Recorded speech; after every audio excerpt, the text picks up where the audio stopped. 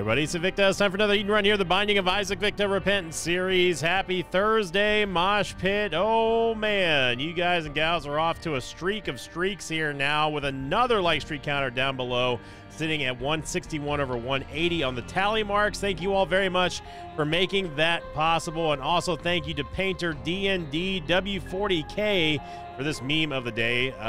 Sent in here by, well, I just got done saying that, but title of the thread was episode 799, Blessed Penny Power.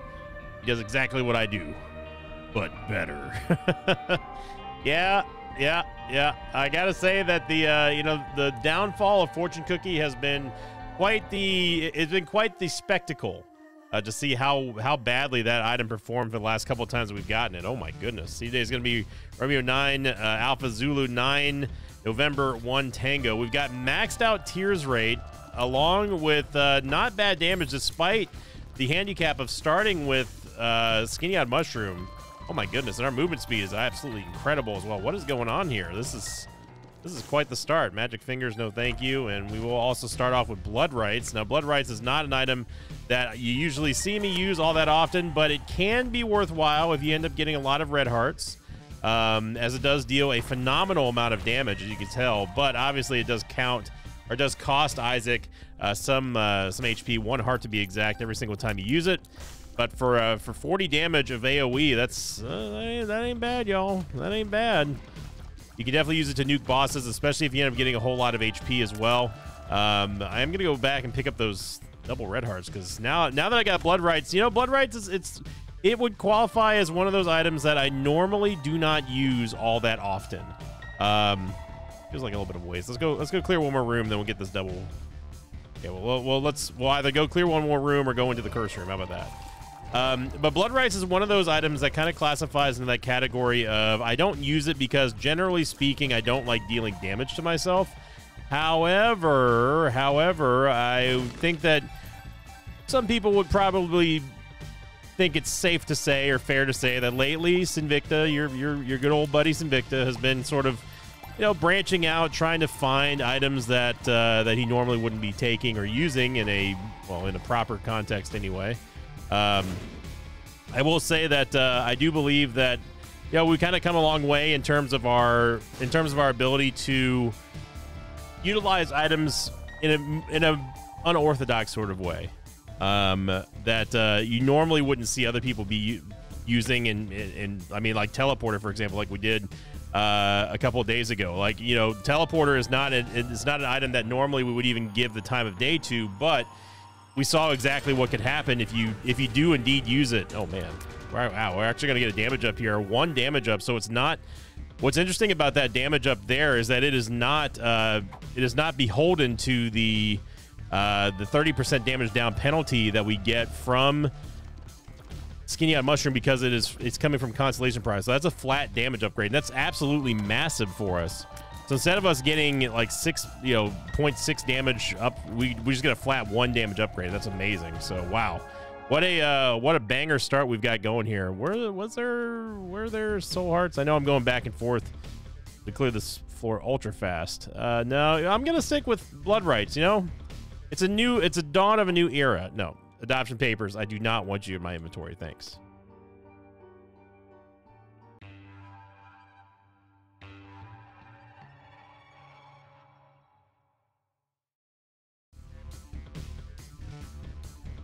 Curse the Maze.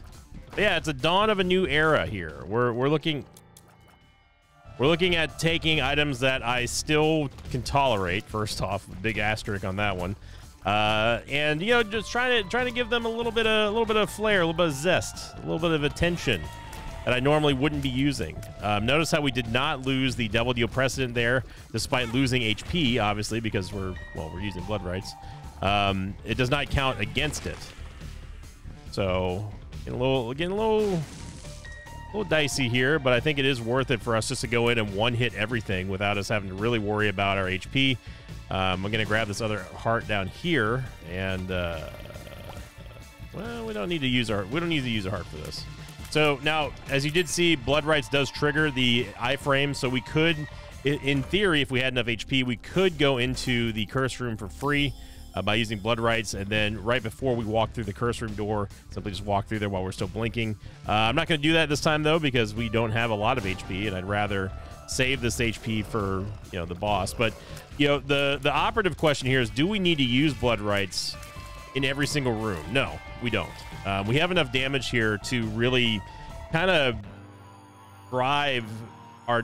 We have enough damage here to basically clear whatever we want. And that's not a position that we normally find ourselves in at all at the start of a run. So, and this is one of the few times where I'll say that Small Rock is absolutely no problem whatsoever to us. And Blood Rights plus Bloody Lust, or Bloody Lust, I think they do.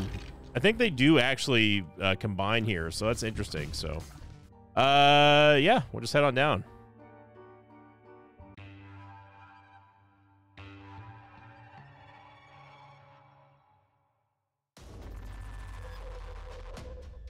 And Curse the XL.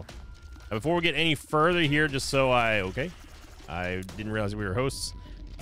Before we go any further here, I want to go back to last week's question of the episode, which is a very, very hotly discussed topic just because of the popularity of the item. But last week I said, what is your take on Brimstone? Very, very simple question, clear, concise, straight to the point. And it's because, A, I think that everyone knows that Brimstone is very near and dear to my heart, which is the reason why this was so discussed. And B, because a lot of people have some strong opinions about the item. You know, I think for the most part, everyone can universally agree that Brimstone is a great item. I don't think that anyone's really going to say that it's bad in any sort of capacity. But there are some criticisms when it comes to Brimstone, which I definitely understand and I do recognize.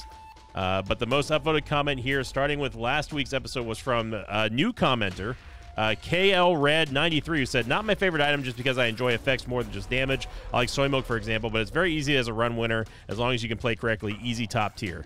Yeah, and I mean, you know, Brimstone's one of those items that needs no introductions. Like, it just gets the respect that it deserves. You know, you don't ever have to worry about someone not putting enough respect on Brimstone's name. It's one of, if not the most iconic item in all of Isaac. I think that is a fair statement to say. Like, they tried to really get us with that short shot there. Sure to make the body drop. Dropping no copper, no co-op. A very stylized version of Zack De La Rocha from Rage Against the Machine. I can actually do a pretty good impression of him, actually. Maybe that'd be the next Invicta cover. I do Bulls on Parade by Rage Against the Machine. Get it instantly copyright claimed again. People were asking me, like, I know we still have other comments of the day, but just on a quick tangent here, people were asking me how come I don't try to fight for the Strapping Young Lad cover that I did. They're like, well, you're using their music, but it's your voice, so it's transformative content. I'm like, nah, it's not.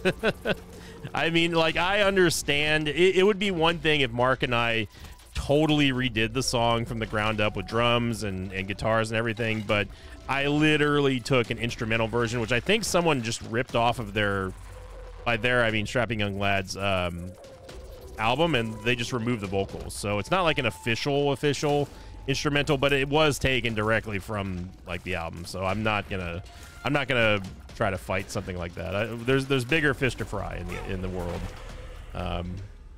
So yeah, but I do appreciate the sentiment, though, because I know that people care. But I'm not, you know, I didn't make that video. I didn't do that cover with the idea of, like, I'm gonna make a ton of money off of this. No, I just wanted to do it. And that was only because it would randomly, like, we basically needed a vocals test for some new stuff that we've got in the studio, and I ended up just liking it. So then I was just like, oh, you know what? I'll just post it, see what people think. Also, we have not found a single item room yet. Yeah, thank you. I was gonna say, we've been through like 900,000 rooms and not found a single item room, and boy howdy, was that worth the wait. All right.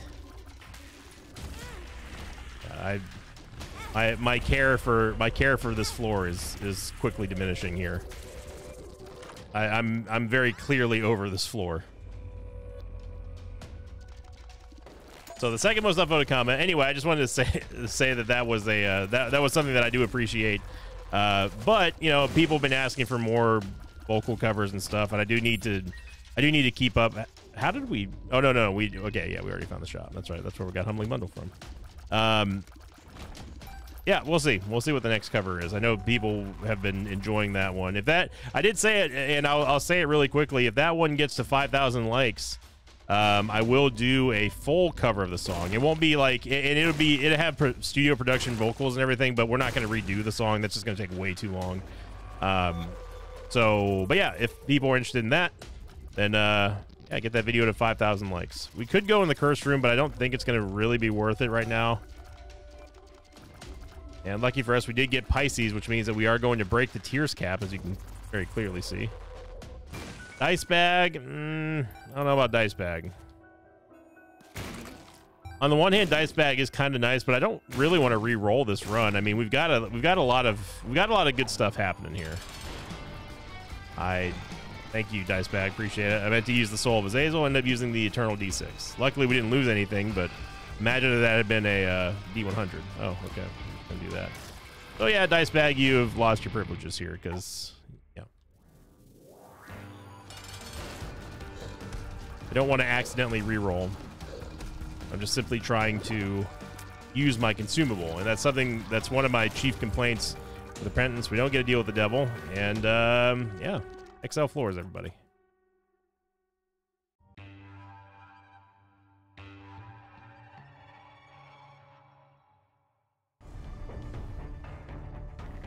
And Curse of the Blind. All right, Isaac in rare form today. Well, thank goodness we've got Blood Rites, so Blood Rites and Bloody Lust, because at least we can get some form of damage. But man, that's going from Curse of the XL into Curse of the Blind is almost as trolly as going from Curse of the XL to Curse of the XL. And the reason why this is a big deal and a problem is because obviously we're not going to be taking blind items here. We also didn't get a devil deal on the last floor, which means that we lost not one but two possible devil deals. Yeah, overall, that's just not good. This is going to have to be one of those runs where we're going to have to be real resourceful with the resources that we've been given. I know that sounds redundant, but you know, we have to be crafty here. Hopefully, Humbling Bundle can at least give us some HP so we can continue to use Blood Rites. It's our primary source of damage here. Not that we need to. Again, it goes back to what I said on the first floor. We don't need to, but it's nice to. Just yeet every room out of here. The second most upvoted comment from last week's episode came in from, I'm gonna say Danny58563, who said, I prefer Tears because I have Belial, Parasitoid, and stuff like that exists. Tears are just more fun IMO when talking about Brimstone. Spider-Man. Taking blind items because I have faith in our stats here. Robo Baby, whatever. I have faith in our stats. Now, the question is, are we going to take blind devil deals? And that's not something that I'm going to be able to answer right now because obviously we don't want to limit we don't want to reduce the amount of red hearts we've got based solely on the fact that we are only using Blood Rites currently as our main form of damage. So it does not work out in our best interest to get rid of our red hearts, especially considering that we continue to take damage here from really dumb sources, by the way.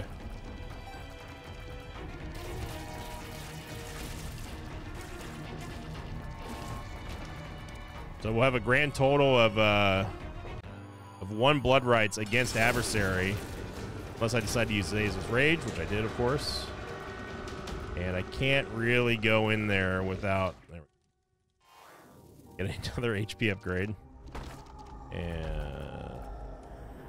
false PhD. All right. Well, use some damage. Now I wonder if false PhD circumvents the damage down percentage, that a debuff that we get from Skinny on Mushroom.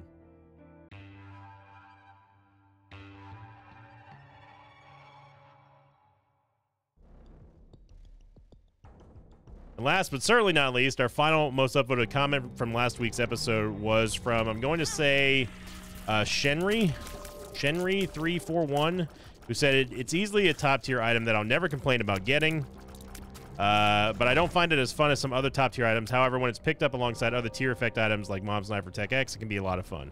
And yeah, that's basically what it comes down to with Brimstone. You know, being able to recognize that it is one of the best items, but possibly not it is sort of limiting to a certain extent. I will agree with that, because obviously it does override. It's pretty overpowering. It's a pretty dominant item when it comes to its tier effect versus other tier effects in the game. So I definitely am down with that with that assessment, but I still think that there are plenty of fun tier effects you can get without needing just Tech X or Mom's Knife.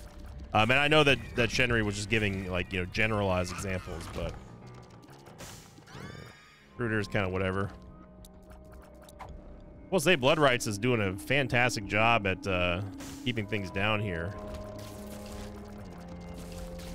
Definitely liking the clear speed, but we have to maintain our HP, and that's been the kind of a little bit of a struggle because we're going up and down, and we can't really afford to take chip damage. So, but yeah, that's basically the Mosh Pit's consensus on Brimstone. It's pretty much to be expected. Wow, a 5-room would do us wonders here. 5-room would make up for the XL floor almost. See what we get here in this dice room, and it is a 5-room. Okay, we got to get a move on. Gotta go.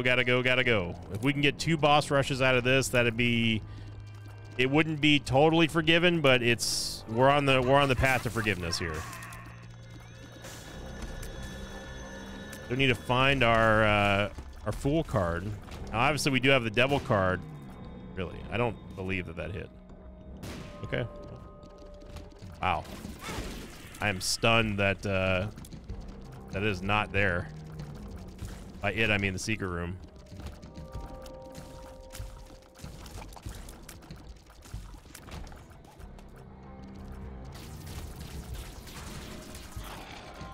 Definitely shout out to freaking Blood Rights for really providing us with a nice clear speed engine here.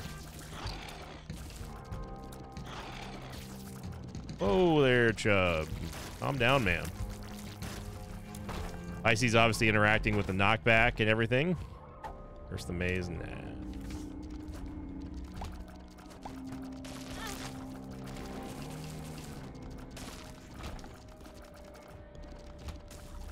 Fool card is in the last room possible.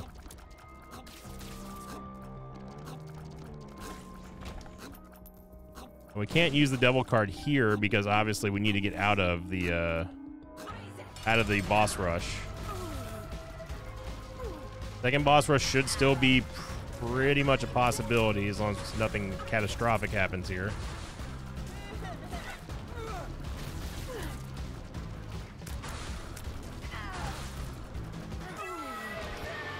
Okay, I'm gonna start with the negative because it's a damage up. We do get a Devil deal and we get the Pact. Now, the Pact is a little bit tricky because obviously it costs us HP. I'll take Epa 4 just because, I mean, yeah, you could make an argument for shielded tiers. Definitely, but Epa 4 gives us a just ever-increasing amount of tiers. That is very useful for what we've got, especially combined with Pisces and the knockback, like I said. There are certain situations where you do want a lot of knockback on your tiers, so not all the time. That was a little cheap shot at the end there, game. I did see that. BFF, it's kind of whatever. I'm just gonna go for hearts right now. We just want hearts. Gonna pass on Nun's Habit, and then we're going to just go straight into the next floor here. Grab the Devil card. We don't need to get out of boss rush the next turn. However, I would like to skip it if possible. But getting Epa 4, it's not the greatest item for us, admittedly, and boss rush definitely has been kind of slacking lately. But it's still an extra item that's, you know, pretty useful.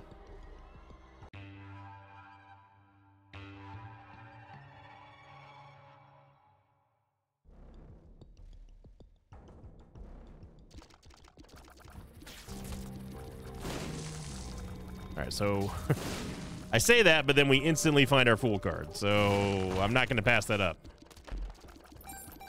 The idea was that we were just going to simply mow down Mom with the reverse Devil card, and then if we had to do Boss Rush for an item that would be worth doing it for, then I'd be willing to accept the consequences. We get a library here. Can't dilly-dally too much. We can use the reverse Devil card in there, but we need to get to Boss Rush first. The whole point of this was so we could get to Boss Rush.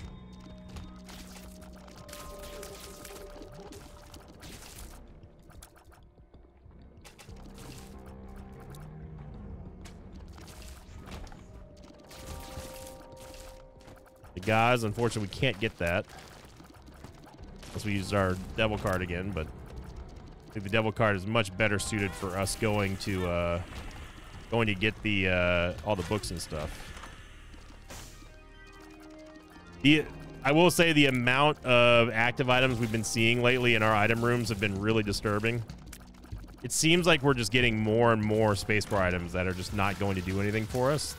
It's real frustrating to see, because remember, this was on a 5-room reroll of 4-6 essentially. So we needed to get some kind of value out of that, and yeah, scissors is, suffice to say, not it.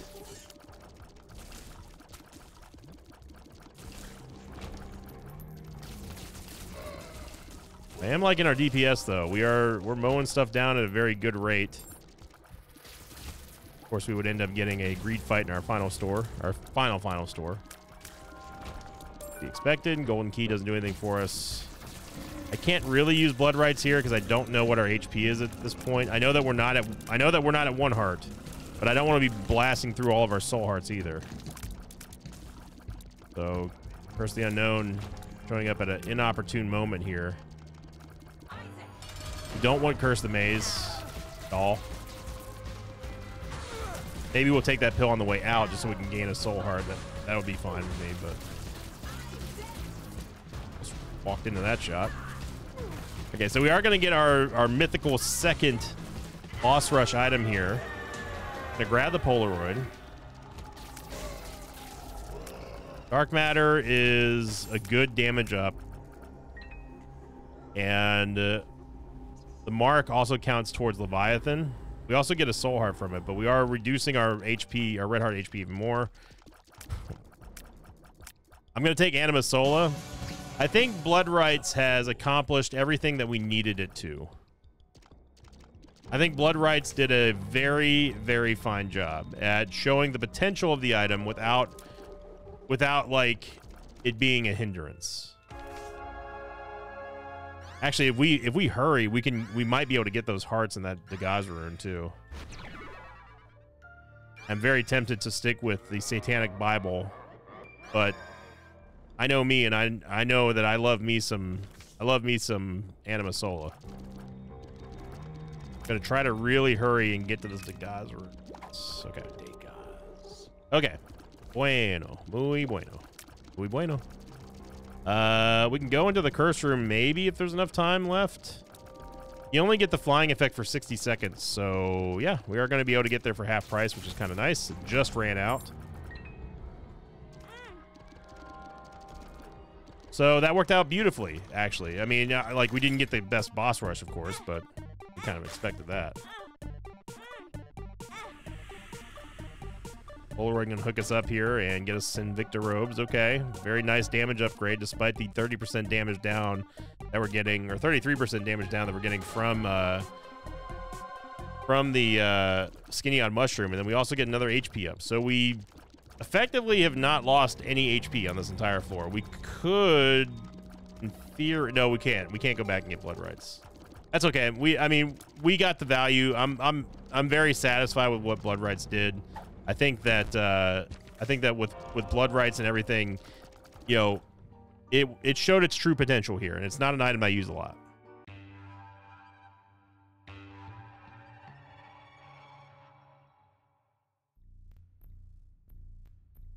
And Curse the Blind a second time.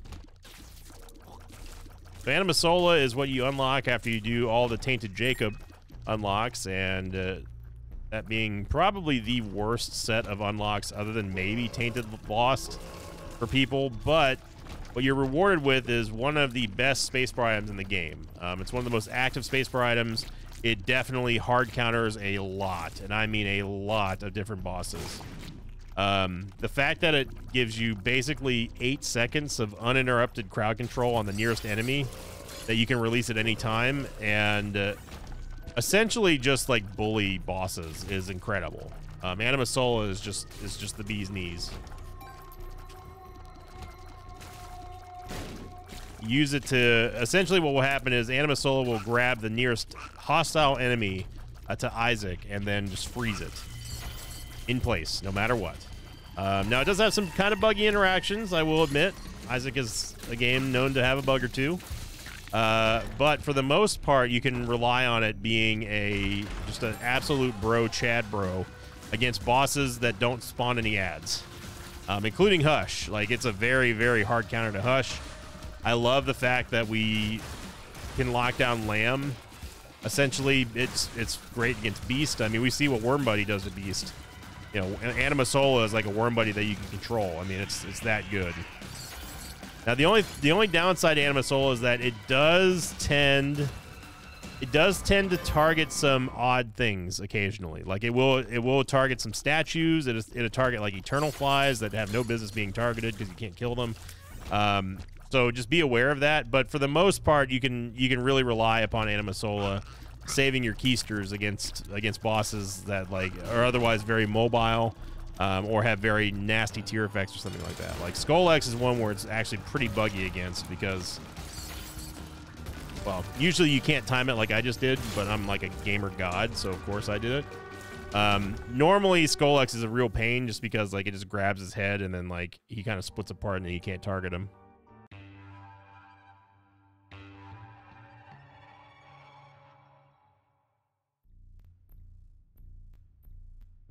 But that was not the case.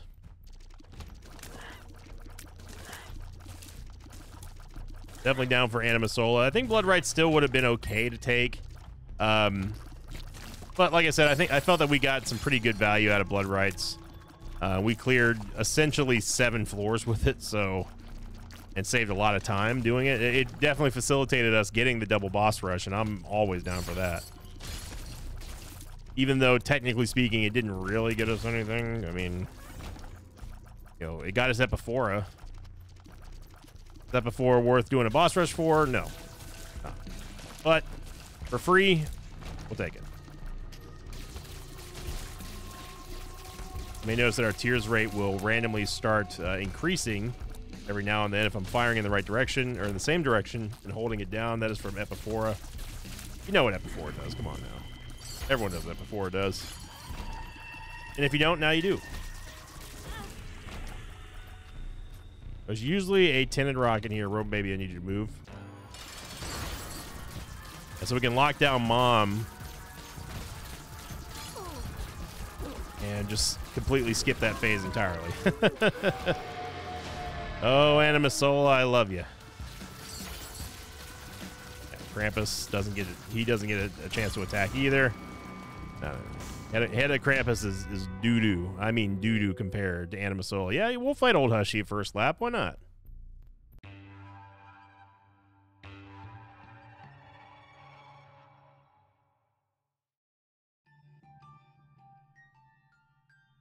I'm sitting here ranting and raving and praising Anima Sola, and I would take Sack Dagger because we're already capped on tiers and we don't need multi-directional firing. And Anima Sola allows us to... Anima Sola allows us to use Sack Dagger without fear of it, of it expiring anytime soon. Like, we have basically free damage with Anima Sola and Sack Dagger. Discord was like, hey, we got a notification. You've got a free gift in your inventory. No, definitely don't care about that, Discord. Stop giving me notifications, thanks.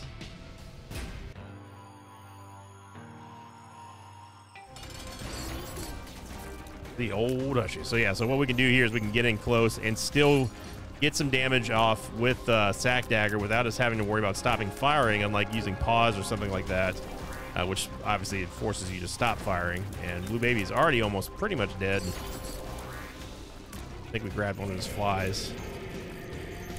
Yeah, definitely grabbed one of his flies up there.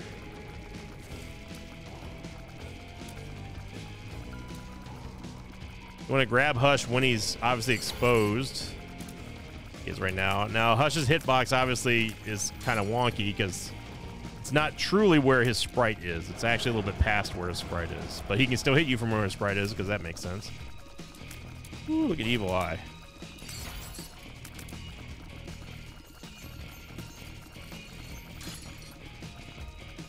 You're giving him the salt and pepper right now.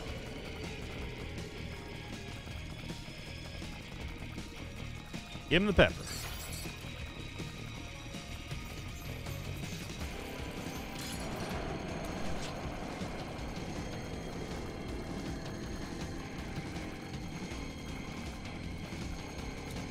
Didn't like our position down there. This is a much easier position to dodge from. It's a little bit odd that he started shooting up instead of the other way. Like this is how he usually leads off, so it's a little bit strange.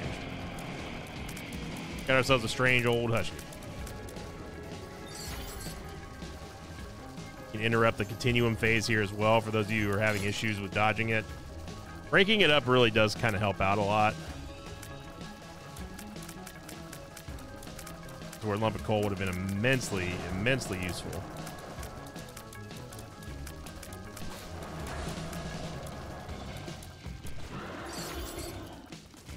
There you go. So I stopped him. See, you don't have to get close to the target that you're trying to lock down. As long as it's the closest target near Isaac, Anima Solo will grab it. You have nothing to worry about. Again, stopping his attack pattern here before he can even do the waterfalls, and down goes Hush. We just no-hit Hush. Thanks to Anima Sola, absolutely dominated. And I love this item.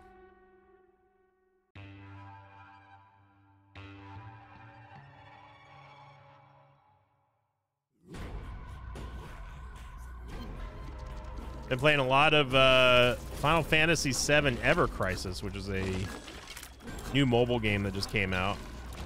Basically like it's another...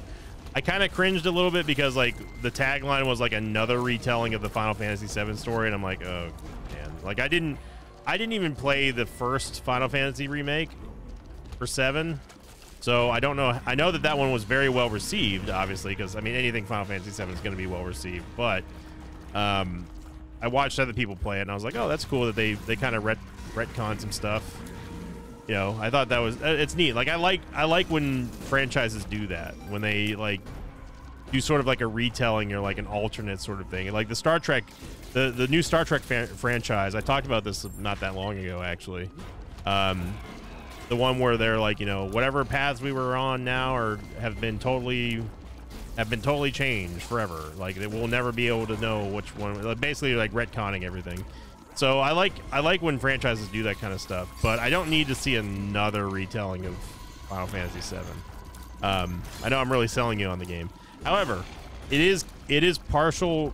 It starts off with Final Fantasy VII, but then it moves on over to like First Soldier stuff and you know, some of the other games that I never played. And it's pretty good. The graphics are pretty awesome for a mobile game. It's about what you would expect from a Final Fantasy gacha. I've not spent a single penny so far, which I'm very proud of because normally I like to wail in gachas, but this one you don't really have to, and it's kind of nice. It's got the same confusing systems that most other gacha games have, like, oh, you know, wait till you unlock this upgrade. Oh, you need this enhancement, blah blah blah. But if you're familiar with gacha games, you'll get it very, very quickly. So it's a lot of fun. It's nice playing a different game. I don't know how long I'll stay with it. There's no like clans or guilds or anything, which is kind of unfortunate. But yeah, if you're playing Ever Crisis, then you know, I think I may have posted my friend code in the Discord, in the mobile game Discord. Been having a lot of fun playing that. I did I did create a World of Warcraft hardcore character. I sigh and I'm despondent and slightly incredulous right now because I didn't want to. I don't like playing hardcore. The last time I played hardcore anything was my Diablo 2 hardcore Ice Ball Sorceress that I lost to lag many years ago. And I've talked about her before, and the reason why I stopped playing hardcore is because like that cost me a new desk, a new monitor, new keyboard. Hey, it's Brimstone. The works. So your boy doesn't handle losing hardcore characters to lag very well. Like I've lost hardcore characters in the past, but not just straight up lag. And so I was like, yeah, that's it. I'm done. I'm never making a hardcore character again. But so many of my friends are playing right now that I was like, how did you get all the way over here so quickly? That does not make any sense, Stain. I have no idea how Stain went from here to all of a sudden instantly like showing up here. It's like he charged underground. It's weird. Anyway. Not Stain, sorry, Pile. Pile, you know what.